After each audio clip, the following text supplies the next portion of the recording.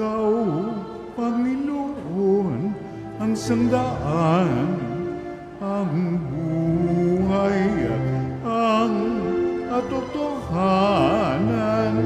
Hallelujah!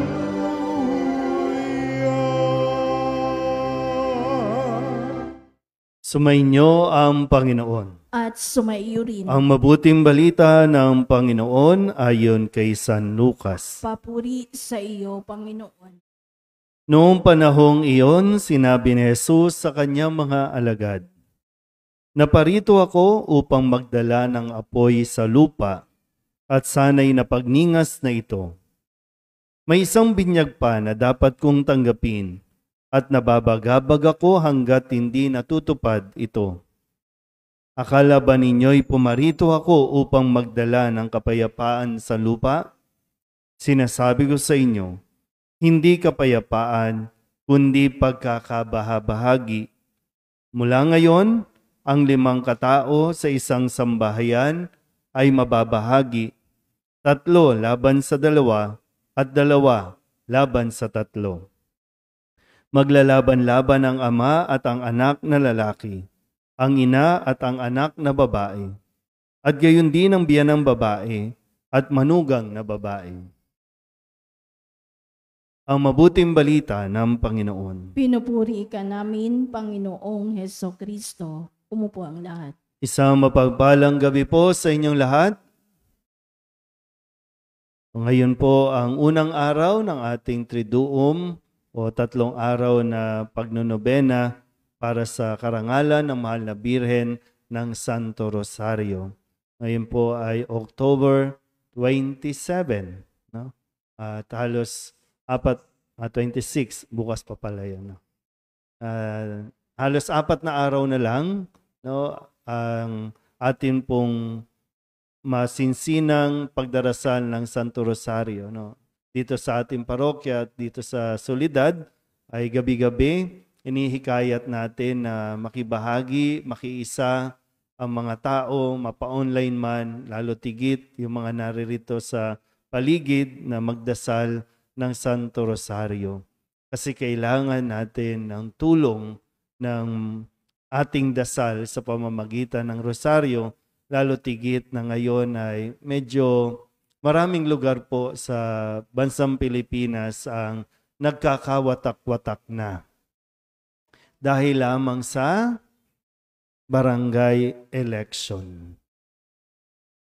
Pag nanonood ka ng balita, may mga balita na nagkakapatayan. Parang, ano bang mayroon sa barangay? Bakit kailangan umabot sa patayan? Minsan na napapatayan, magkamag-anak, magkadugo naman yan, pero dahil nga kakumpetensya ang tingin sa isa't isa, kalaban, umaabot sa punto na papatayin. Nakakalungkot, no?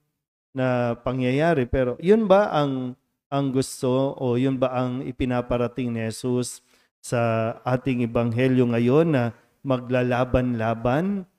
No? Ang ama at ang anak na lalaki, ang ina at ang anak na babae, ang biyanang babae.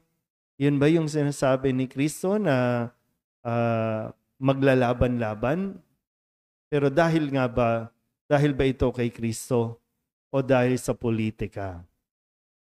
Ilan na ba dito yung mga magkakaibigan na ngayon ay hindi na magkaibigan? Dati magkaibigan, pero dahil tatakbo sa ibang partido, hindi na nagpapansinan, hindi na nagbabatian. Magkamag-anak, magkapitbahay, pero dahil nga sa politika, pinaghiwalay. Hindi dahil kay Jesus. Kung dahil kay Jesus, para bang hindi maiiwasan na magkaroon tayo ng division, okay yon. Pero kung dahil lang sa politika, mukhang wala tayo sa tamang direksyon. Wala tayo sa tuwid na daan. Makapabaluktot na naman tayo. Kasi sa unang bahagi, ang sabi ni Jesus, naparito ako upang magdala ng apoy. Sino ba yung apoy? Ano ba yung apoy? 'Di ba, ang Espiritu Santo bumaba sa mga alagad sa anyo ng apoy. Bumaba, ibinababa. Anong ginagawa ng apoy? Pinadadalisay, nililinis, no, ang tao. Kaya ito, sabi niya, sana, no, actually, nandyan na, nasa atin na. Ang hinihintay lang niya ay magningas na ito. Magningas na, nasa atin na yung apoy, ibinigay na. O kailan nga natin pasisimulan? Para bang naiinip na kung tutuusin si Jesus, no, sa kung pagninilayan natin, no, isang bahagi nito, parang ano ba, kayong mga nagsisimba araw-araw, kailan ba sisimulan? Kailan nyo paniningasin? O kung ngayon, no, sa konteksto ng pinagdaraanan natin na naghahanda tayo, ano ba? Papatayin na naman ba yung apoy imbis na sindihan, na kung may nangyayaring hindi maganda sa pamamaraan ng mga botohan, ng mga pagkakampanya, naninindigan ka ba? O dumadalo ka din sa mga pamiting kung saan may bigayan ng pera? Pero nagsisimba ka araw-araw.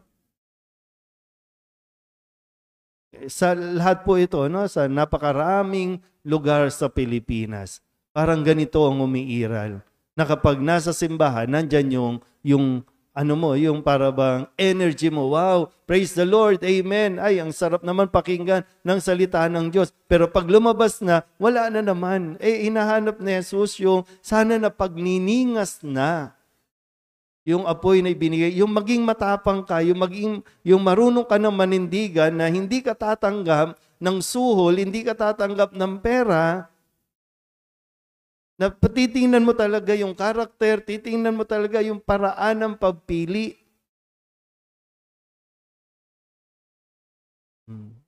Ano na naman nasa isip ninyo, no? Ayaw nyo na naman. Kaya, naiinip na sa Jesus. Kailan ba pagniningasin ng mga taong simbahan? Yung maninindigan sila, no, magsasalita sila, no, na kapag mayroong bumubulong, ito na iboto mo kasi, pero alam mong wala yang gagawin, alam mong walang ginagawa yan, pero tahimik lang tayo, wala tayong pakialam, huwag na tayong magsalita. Andyan na, nasa iyo na yung apoy. Pero yun nga po, no? Nawa sa tulong ng pagdarasal natin ng Santo Rosario, mas talagang maging matapang tayo. Kasi di ba ang Rosario, hindi lang yan basta, no, palamuti, yan ay sandata. Sandata na pwede mong gamitin at dapat mong gamitin sa panahon na naririyan ng tukso, naririyan ng demonyo. Kaya kapitan natin yung Santo Rosario sa mga panahon na nahihirapan tayong pagningasin ang apoy na ibinigay sa atin ni Jesus. Amen?